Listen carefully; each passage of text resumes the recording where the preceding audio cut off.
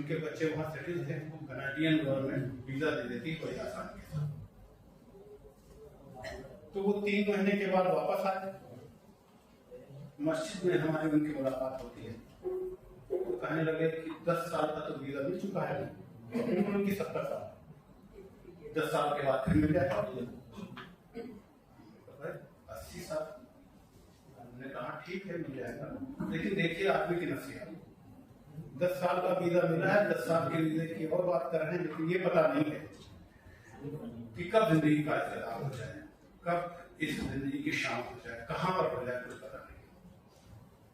तो अल्लाह के रसूल फरमाया कि अक्लमंद आदमी वो है कि जो आखिरत की तैयारी में लगा रहता है, जो चाप चौबंद रहता है इसमें कि इस दुनिया हकीकत को समझे कि दुनिया क्या है और आखिरत क्या है। वो अपना वक्त बर्बाद नहीं करता। इस दुनिया में सबसे कीमती शय अगर कोई है तो वक्त है। बंदे मोमिन अपना वक्त बर्बाद नहीं करता। वक्त तो इतना कीमती है, यही जिंदगी है, असल में वक्त ही जिंदगी है। हम बहुत सारा वक्त अपना ऐसे जाया करते हैं, गपशप करते हैं, कभी लोगों के साथ उठते बैठते हैं, सैकड़ों मिनट, हजारों बल्कि घंटे और बाद जिंदगियां इसी में गुजर जाती है। कभी कभी सोचता हूँ कि जिन लोगों की जिंदगी इस मुकाम पर पहुंच गई है, अभी खुद अपने बारे में सोचता हूँ अभी हमने क्या कमाया है।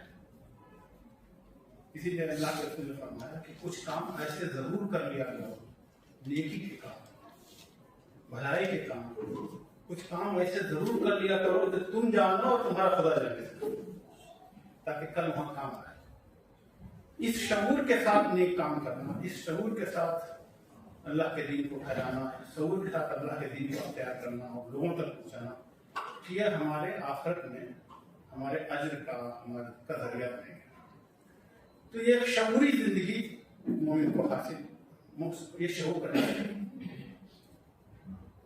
लेकिन इस जिंदगी में शैतान भी साथ में, वो आदमी को गफलत में मुब्तला करता है।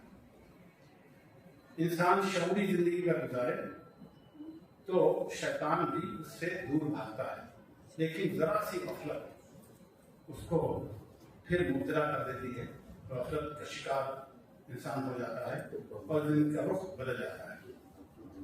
तो हमें करना क्या चाहिए? तो मैं समझता हूँ कि अगर हम आज कुछ फैसले करें, देखिए इस तरह के मोमेंट, इस तरह के औकात जब वक्त आता है, किसी इज्तिमा में शिरकत होते हैं तो हमारा दिल नर्म हो जाता है। अल्लाह के रसूल के पास जब असहाब बैठते थे तो कहते थे, वह हंज़ला बहुत मशहूर बात है कि हंज़ला मुनाफिक हो गया, हंज़ला मुनाफिक हो गया, कहते हुए चीखते हुए हज़रत अबू बकर के पास रज़ियल्लाहु अन्हु पहुंचे। उन्होंने क्यों? कहा कि जब मैं अल्लाह की महफिल में बैठता हूँ तो मेरे कल्ब की कैफियत अलग होती है, लेकिन जब दुनिया में जाता हूँ बिल्कुल अलग होती है। तो सब लोग अल्लाह के रसूल के पास पहुंचे, कहा कि अल्लाह के रसूल, कहा यही दुनिया है, जब दुनिया में जाता है तो उसमें आदमी मशहूर हो जाता है। और अगर ऐसा होता कि दुनिया में रहते हुए भी तुम्हारी कल्ब की कैफियत वही होती जो अल्लाह के रसूल की महफिल में थी, तो तुम्हें फरिश्ते तुमसे मुसाफा करते हैं, तो कैफियत बदलती। तो अब इस वक्त में हमें कुछ अहद करना चाहिए, कुछ फैसले करने चाहिए। मसलन अगर हम ये फैसला कर लें कि अब हमारी नमाजें अदा नहीं होंगी, अब मस्जिद में हम 2 मिनट पहले पहुंचा करेंगे, या हम शऊरी सजदे करेंगे। शऊरी सजदे का मतलब क्या होता है? जब आदमी देखे नमाज में सबसे अहम रुकन जो है वो सजदा है, इसीलिए मस्जिद नाम की सजदे की वजह से जहां छूट जाता है। जब आप रुकू करते हैं, जब आप सजदा करते हैं, जो चीज सबसे पहले फना होती है आपके अंदर से, वो आपकी अना फना होती है, ईगो। और अगर किसी ईगो फना ना हो, यानी अल्लाह के सामने झुक गया, और अगर अना उसकी जिंदा है तो नमाज पढ़े। सबसे पहले आपको अपनी ईगो को, अना को, किब्र को फना करना होता है। और नमाज के बाद जो चीज सबसे पहले पैदा होनी चाहिए, उसका बाई प्रोडक्ट क्या है, उसका नतीजा क्या है? सबसे पहला नतीजा है इज्जत, इंकिसार, नरमी, लोगों से नरमी से बात करना। जिसकी नमाजों के बाद, जिसकी दीनदारी के बाद इज्जत पैदा न हो, आजिज न हो, तो उसकी नमाजें कैसे? और तहरीकी जिंदगी में जो लोग तहरीक से वाबस्ता हैं या वाबस्ता होने जा रहे हैं, सबसे पहली चीज जो इंसानों को मुतासिर करती है वो उनका नरमी से और इज्जत से बात करना। आजिज जो है बहुत से मसाइल उसके हल होते हैं, किब्र जो है बहुत से मसाइल पैदा करता है, आज इज्जत के मुकाबले में किब्र है। अच्छा, ये बात भी आपसे अर्ज करता चलूँ मैं कि किब्र जो है अल्लाह को सबसे ज्यादा, किब्र जो है अल्लाह की चादर से, उन्होंने फरमाया कि कोई मेरी चादर अगर खींचेगा तो उसका अंजाम क्या होगा। और किब्र जो है ऐसे आहिस्ता से कितनी खामोशी से इंसानों की जिंदगी में आता है उसको पता नहीं चल पाता। असल में एक आदमी है, गरीब था, दौलतमंद हो गया, ज्यादा इल्म नहीं था, इल्म वाला हो गया। तो कई चीजें हैं जिससे किब्र पैदा होता है। कोई दौलत है, इल्म है, बल्कि बाद में इल्म सबसे पहले पैदा करता है आदमी के अंदर। ये क्या जाने तो जाएगा, ये एक अंदर से फितरी तौर पर पैदा होता है। अब ये वही वक्त होता है कि जो आदमी बेदार मत होकर उसको दबाता। तो किब्र जो है आदमी को, और इससे बचने ये सबसे ज्यादा रुकावट है बहुत सारे हमारे कामों की।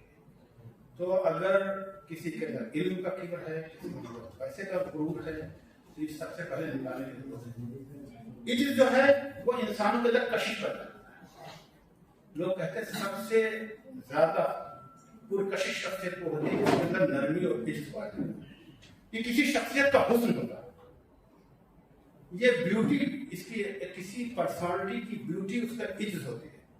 किसी इशारों किनारों में भी अगर आप किब्र आता है तो लोग उसे दूर भागते हैं। आजिज से लोग मोहब्बत करते हैं और मुतकब्बिर से लोगों को भी वहशत होती है। तो हमारी शख्सियत की तामीर आज से शुरू होनी चाहिए। हम नमाजी बने, फिर कुरान से हमारा शख्स पैदा हो, उसके अंदर डूब जाए हम। कुरान पढ़ना एक है और एक अंदर कुरान पे तदब्बुर और फिक्र, उसमें लज्जत। किसी ने पूछा कि कुरान पढ़ने का आप क्या मतलब अलामत है कि आप कुरान पढ़ रहे हैं और कबूल हो रहा, तो कहा कि उसमें लज्जत महसूस करने लगे, पैरस में लज्जत, पढ़ने में लज्जत।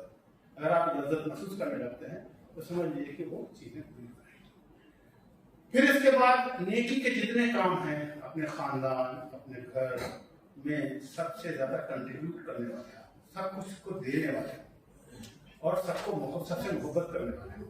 एक बंदे मोमिन की सबसे बड़ी खूबी ये होती है कि वो लिवजहिल्लाह मोहब्बत करता है, अल्लाह के लिए मोहब्बत करता है। और यही उसका बड़प्पन है और यही उसका मर्तबा और मुकाम है कि लोगों की खिदमत और लोगों की इज्जत इसलिए करता है कि अल्लाह ने उसकी इज्जत करने की कहा। ये सब चीजों को आप मिलाइए, फिर आप देखेंगे एक ऐसी शख्सियत बन रही है आपकी, एक नया इंसान बन रहा होगा। जब आदमी इन चीजों को अख्तियार करता है तो एक नई शख्सियत उसके अंदर से उभर रही होती है और वो शख्सियत बहुत पुरकशिश होती है। लोग कहते हैं कि बदावती काम है, हमारे काम को हमारी सुनता नहीं है ये, लेकिन जो स्टेप्स जो इक़दाम करने चाहिए अपनी शख्सियत की तामीर, तो शख्सियत की तामीर पहले है, बाद में उसका। तो अगर आप वो आदाब और वो शख्सियत की तामीर पहले आप करेंगे तो सारे काम बड़े आसानी से आप बंदे मोमिन को कोई उलझन नहीं होती, क्योंकि जो कुछ काम करता है अल्लाह के लिए करता है। अगर उसमें कामयाबी होती तभी सवाब मिलता है, नाकामी होती तभी सवाब होता है। वो बंदे मोमिन की अजीब बात है कि अगर वो इखलास के साथ काम कर रहा है तो अल्लाह के रसूल ने फरमाया मोमिन का मामला तो अजीब है। वो तो उसका मामला ऐसा है जैसे मूसा अलैहिस्सलाम की वालदा। मूसा अलैहिस्सलाम की वालदा में क्या मामला, वो अपने बेटे को दूध पिलाती थी, सुकून भी हासिल करती थी और फिरौन के दरबार से उनको उजरत मिलती थी। बिल्कुल ऐसे मोमिन का मामला है। इस रास्ते पर चलते हुए आपको सुकून भी मिलेगा, आपकी तरक्की भी होगी, आपको खुशहाली भी मिलेगी, खुशी मिलेगी और उसके बाद अल्लाह के यहाँ अजर भी पक्का पड़ा है। तो ये रास्ता जो हमने चुना है, जो अख्तियार किया है, ये हमारे सरासर इसमें कामयाबी ही कामयाबी। जो दुनिया की नजर में और जाहिर तौर पर लोग समझते हैं कि हमें कामयाबी नहीं मिली, वो नाकामी भी हमारे लिए कामयाबी है। अगर आपने ठीक से काम किया, आपने एक शक्कर काम करना शुरू किया, आपके करीब नहीं आया, बहुत मेहनत की, लेकिन जो आपने कोशिशें की हैं उसका अजर पक्का होगा। तो हमारे लिए रास्ता बेहतर से खुला हुआ है। तो हम आज कुछ फैसला करें। देखिए ये लम्हे बहुत कीमती होते हैं।